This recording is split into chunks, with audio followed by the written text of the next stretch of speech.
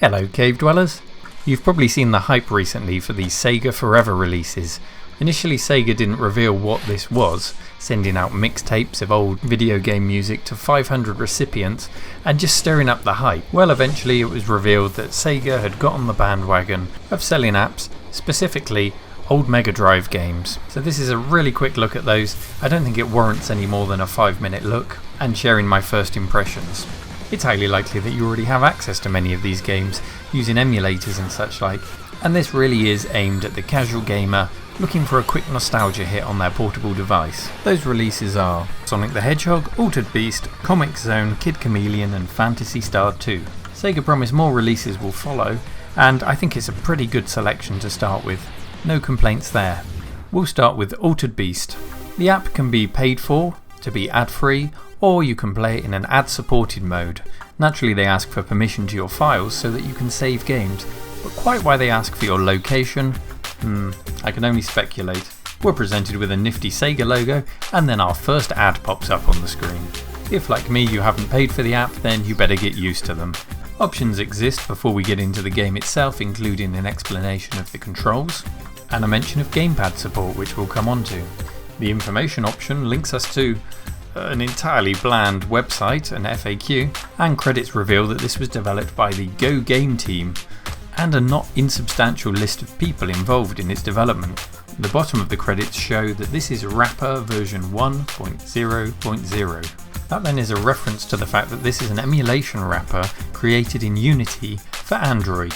These games of course run in emulation, using the original ROMs, but it doesn't appear that a tried, tested and mature emulator has been used, rather a new creation, which is at version 1.0, a sign of things to come perhaps.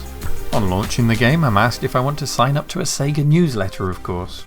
It then attempts and fails to connect to a service to stream me yet another advert, but lets me into the game despite this failure, and now we're into the emulation. Controls are overlaid on the screen, and the game is presented in the traditional 4x3 format with bars either side. And how does it play? I'd describe the experience as distinctly average. We're certainly not hitting 60 frames per second in Altered Beast. A touchscreen is no substitute for a real gamepad, and it did sometimes result in me pressing the back button accidentally, dropping in and out of the game annoyingly. This phone is a Samsung Galaxy S7. It's not short on power, and it certainly should have enough power to run this, but there is the occasional stutter and frame drop. Not great so far. I decided to try and improve the experience by plugging an actual gamepad in, a pad which does work in other applications, and unfortunately what I found was that the D-pad didn't work at all, but I did have the A, B and C buttons, rendering it completely useless.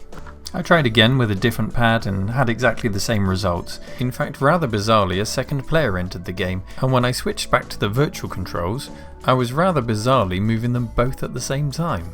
It just doesn't seem to work properly with the joypad, or at least the combination of joypads and the Galaxy S7 that I have.